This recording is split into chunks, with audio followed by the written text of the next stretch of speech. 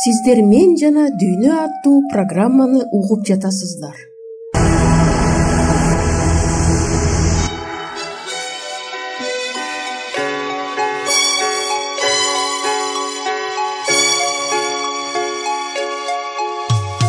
Ассалому алейкум кымбаттуу достор.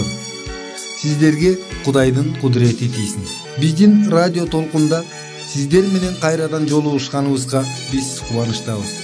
Биздин берүүбүздүн биринчи бөлүгүндө медиктердин, педагогдордун, социологдордун кеңештери берилгендерин мүмкүн сиздер байкаган чыгарсыздар. Биз бул салтыбызды улантып, бүгүн сиздердин көңүлүңүздөрдү жоон ичегидеги уу деген темага бурабыз. Бул жерде организмдин таштандылары жөнүндө ачык сөз болот. Кудай өзүнүн ишеничтүү балдары үчүн алар түбөлүк жашай турган жана бактылуу жашай турган эң сонун үй камдап койгондугу ыйык китептерде жазылган. Кээ бирөөлөр муну сандырактык, фантазия деп айтышат. Жок, кымбаттуу досум, бул чындык. Анткени Кудайдын сөзү чындык деп жазылган. Мына ушулардын бардыгы жөнүндө программабыздын экинчи бөлүгүндө сүйлөшөбүз.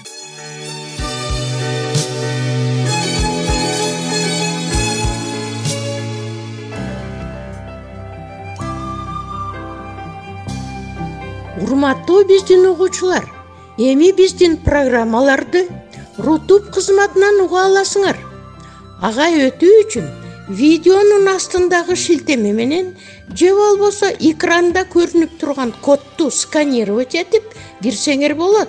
Сураныч жазылгыла жана жакындарыңар менен бөлүшкүлө.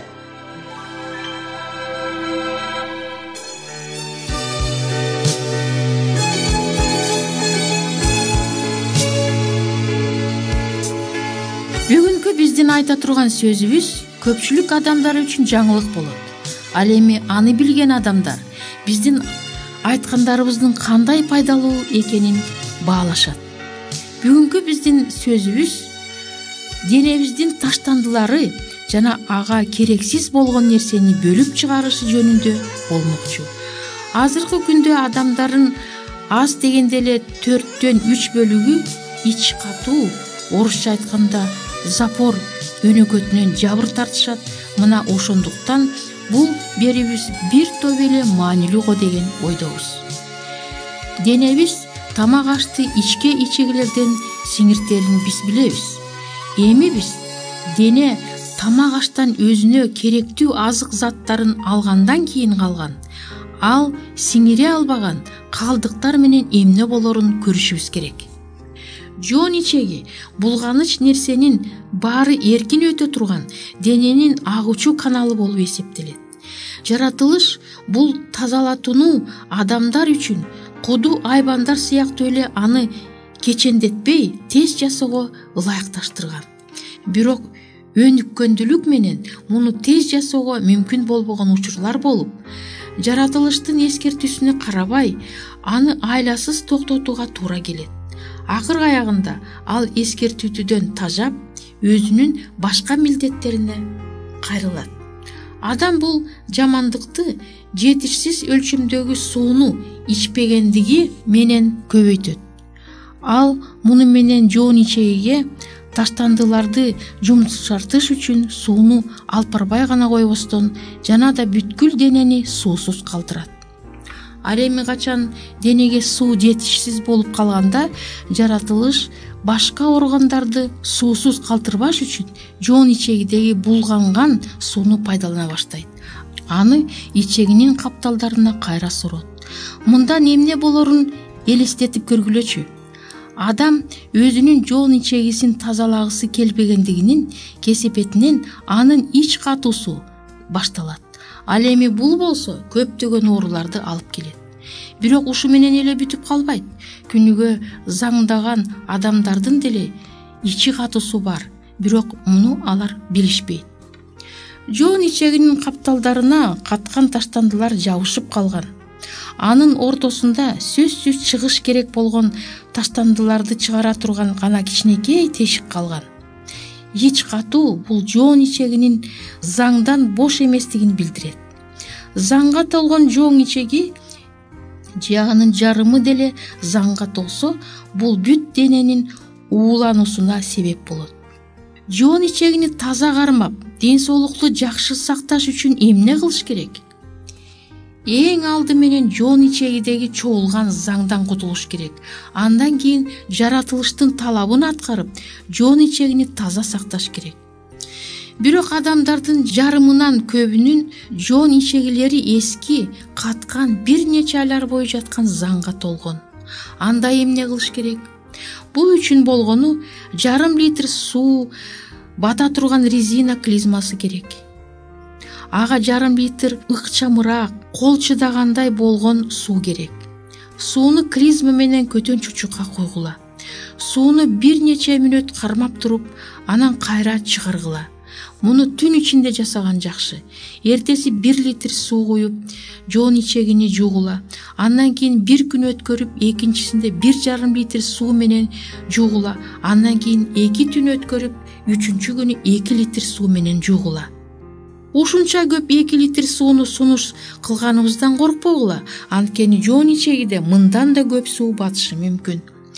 Биринчи жолу куйганда, жоон ичегидеги таштандылар чыкканда жамсыз сезимди, оорук сунууну алып келет.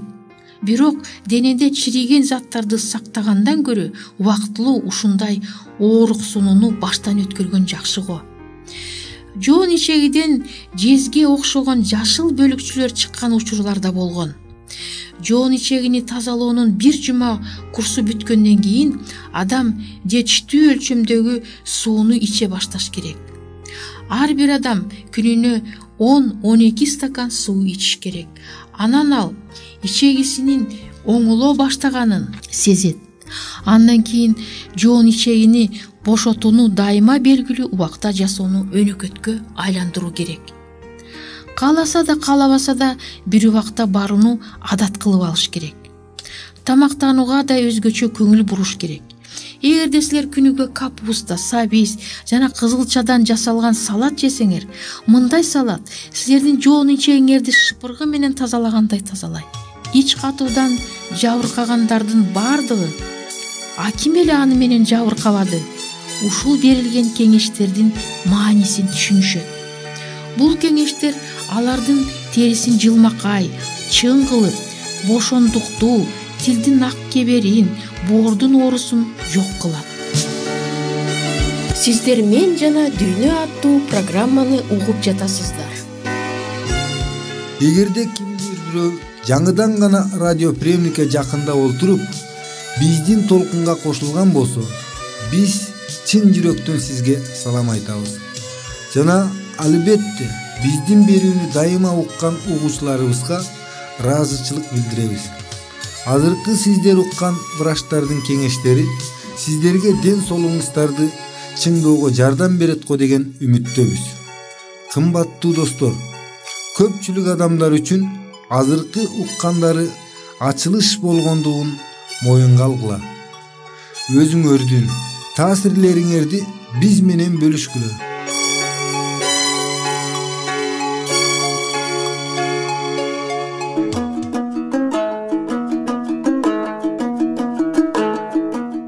Эгер сиздерде суроолор болсо же көбүрөөк маалымат билем десеңиз, анда биздин WhatsApp номерибизге жазыңыз. +1 301 760 60 70. Кайрадан +1 301 760 60 70.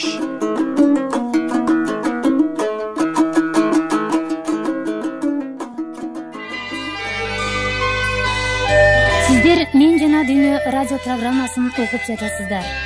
Ким өзүнүн ден соолугун, ошондой эле руханий ден соолугун чыңдагысы келсе жана үй бүлөдө болгон түйшүктөрдү чечүүгө муктаж болсо, биздин радио программаларыбыз жардам берет деп ойлойбуз.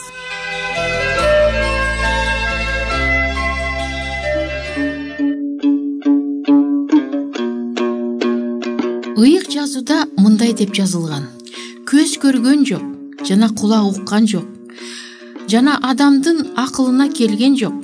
Кудайды сүйгөндөргө ал эмне камдап койгондугун. Кудайга ишенип, аны сүйгөндөргө Алла Таала эмне камдап койду экен?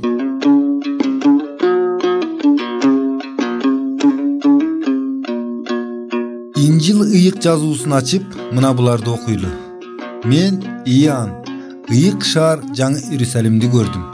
Ал күйөөсү үчүн жасанган колуктудай даярдалып, асмандан Кудайдан түшкөн эле. Жана мен асмандан мындай деген катуу үндү уктум. Мына Кудайдын чатыры адамдар менен бирге, жана ал алар менен жашайт. Алар анын эли болот. Кудай өзү алар менен болуп, алардын Кудайы болот. Жана Кудай алардын көздөрүнөн бардык жашын арчыйт. Жана өлүм эми болбойт, ый болбойт, өкүрүк да болбойт, оору да болбойт. Себеби мурункунун баары өтүп кеткен. Иоанндын аяны 21-бап 2-4 ырлар. Кудайдын элинин түбөлүктүү жашоонун ырахатын көрө турган жер космостун бир алыскы жерлеринде болбойт. Ал ушул жерде болот. Бул жөнүндө Забурда мындай деп жазылган: жамандык кыйрап жок болот да, жер ишеништүүлөргө мураска берилет. Забур 36-бап 9 ыр. Жер адамдын болочок үйү болот. Албетте, ал адамдын күнөөсү менен булганып, кордолгон жер болбойт. Ал Кудайдан кайра жаралган, Теңирдин колунан алда качан чыгып кеткен эң сонун жер шаарын чагылдырган жер болот. Бул атомдун жарылганы сыяктуу болот. Жердин тазаланышы ушунчалык олуттуу болот. Жада калса, жер шарынын атому да өзгөрүлөт. Ушинтип Кудай өзүнүн эли үчүн эң сонун жерди кайра тургузуп жана даярдайт. Бул үйдү жада калса ыйык жазуунун улуу пайгамбарларда сүрөттөп көргөз алышкан эмес. Апостол Павел муну мойнуна алып минтип айткан: Кудай өзүн сүйгөндөргө эмне даярдап койгондугун көз көргөн жок, кулак уккан жок, жана адам баласынын жүрөгү сезген жок. Каримсктерге жөнөтүлгөн 1-кат 2-бап 9 ыр. Муну түшүнүп жана баалоо үчүн Кудай биздин азыркы жөндөмдүүлүгүбүздөн артык турган кандайдыр бир эң сонун нерсени даярдап койгон деген ой туулат. Мындай жаңырган жерди апостол Петр мындайча сүрөттөп жазган: Теңирдин күнү болсо, түн жамынган уурудай болуп келет. Мына ошондо асман шуулдоо менен жок болот. Табигый көрүнүштөр от болуп кыйрап кетет. Жер жана анын үстүндөгү нерселердин баары отко күйүп кетет. Эгерде баары ошентип кыйрап кетсе, Кудайдын күнүнүн келишин каалап жана күтүп жаткандар, силердин ыйык турмушуңар жана такыбалыгыңар кандай олуттуу болуш керек. Инжил апостол Петрдун 2-каты 3-бап 10-11 ырлар. Ыйык Куран бул ойдун аныктыгын ырастайт. Алар сенден акыркы саат жөнүндө сурашат. Ал качан жебесин кагат, мөөнөтүн бүтөт дешет. Айт, аны билген бир Алла. Анын салмагы оор. Ал асманда да, жерде да убакыт сааты жеткенде айттырбай келет. Куран 7-сүрө 186 аят. Ошондуктан досум, Кудайды күтүү жана аны менен кездешүүгө даярдануу өтө маанилүү. Жаңы жерде бир дагы оорулуу адам болбойт. Эң ири медициналык справочниктерде айтылган оорулардын бирин да экинчи көрбөйбүз. Түбөлүк жашоо, түбөлүк ден соолукту билдирет. Инжилде жазылган: Кудай алардын көз жашын кургатат, жана мындан ары өлүм деген болбойт. Эми азап, кайгы болбойт, оору болбойт. Себеби эскинин баары жоголду. Иоанндын аяны 21-бап 4 ыр. Кудайдын келечектеги жаңы дүйнөсүндө баардыгы коркунучсуз жашашат. Эч бир жерде жокчулук болбойт. Бул бактылуу үй бүлөнүн эч бир жеринде бир дагы ууру, бир дагы кылмышкер болбойт. Жерде эч бир кылмыштуулук болбойт. эмне үчүн? Себеби Кудайдын мыйзамы менен жашаган жана жүрөгүндө Кудайдын сүйүүсүнө ээ болгон адамдар гана түбөлүк жашашат. Мына ошондуктан түбөлүк жашоо тынчтыкта жана эч бир күрөшсүз жашоо болот. Куткарылган адамдардын үйү коркунучсуз өлкөнү түзөт. Апостол Иоанн бизге эң сонун жаңы жердин борбору болгон Жаңы Иерусалим эң улуу шаар болот деп айтат.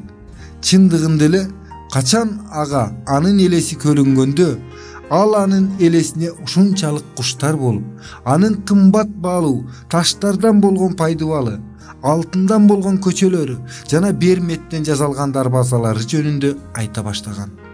Шаар ушунчалык кооз болгондуктан Иоанн аны күйөөсүнө жасанган колуктуга салыштырган. Бирок сен үчүн досум, мурункулардан да жакшы дагы бир жагымдуу кабар бар. Инжилде жазылган: эми каргыш тийген эч нерсе болбойт. Кудайдын жана коздунун тактысы анда болот. Анын кулдары ага кызмат кылышат. Алар анын жүзүн көрүшөт. Анын ысмы бешенесине жазылат. Иоанндын аяны 22 бап 3-4 ырлар. Исанын өзү ал жерде болот. Адамзаттын жаратканы, кечирүүчүсү жана сүйүктүүсү, досу өзүнүн эли менен түбөлүк жашайт. Биз аны менен кайра бетме бет жолугабыз жана биздин жүрөгүбүздө дайыма ыраазычылык болот. О, качан биз Кудайдын пайгамбар айткан күндү көргөндө кандай гана сонун күн келет. Мына ошондо периште мага өмүрдүн суусунун таза айнектей тунук дарыясын, Кудайдын жана курмандык кознун тактысынан чыгып жаткан дарыяны көрсөттү. Анын көчөсүнүн ортосунда дарыянын эки жээгинде өмүрдүн дарагы турат. Ал бир жылда 12 жолу жемиш берет. Анын ар бири ар айда бир жолу мөмө берет. Ал эми жалбырактары элди дарылоого арналат. Инжил Иоанндын аяны 22 бап 1-2 ырлар. Ыйык Куранда мындай деп жазылган: алар ак сүйлөп, акыйкатты айткандыктан Алла шылдырап, мүрөк суулар аккан саябан күлбакты арнап, түбөлүк жыргалга бөлөдү. Ал эми ишенбегендер жана биздин жашааныбызды жалган деп эсептегендер, алар оттун жашоочулары. 5-сүрө 88 аят. Ушул эң сонун шаарда алдын ала оорусуз жана кайгысыз жашайт деп белгиленип койгон такыба адамдар жашайт.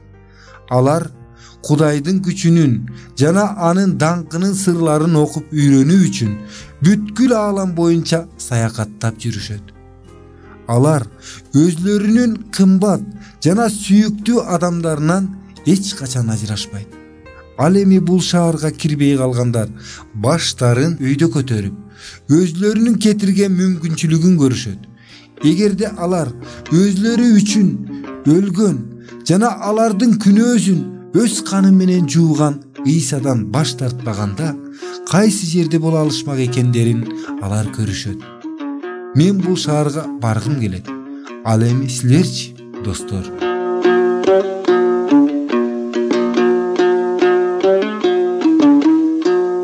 Ооба, биз азыр кайгынын, азаптын жана жамандыктын дүйнөсүндө жашап жатабыз. Бирок Кудай аны сүйгөн уулдарына жана кыздарына кандай гана улуу үмүт берип жатат. Келгиле, ушул жөнүндө ойлонуп көрөлү, кымбаттуу достор.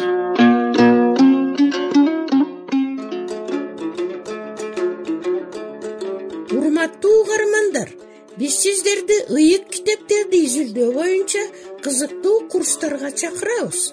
Шилтемелер сыпаттамада бар. Же программанын аягында QR-кодун сканерлеңиз.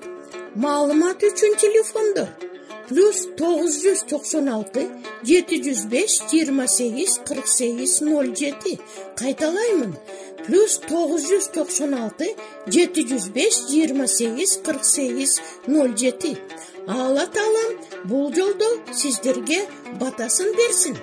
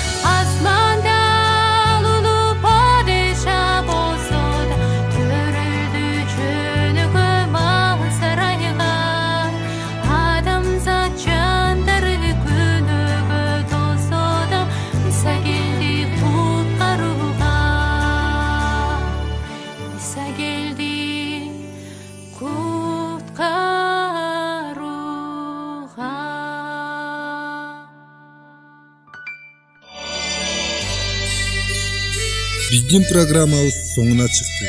Көңүл бурганыңыздар үчүн сиздерге чоң ыраазылыгыбызды билдиребиз. Сиздер менен дагы кайрадан аба толкунунда жолугушабызго деген үмүттөбүз. Саламатта болуңуздар.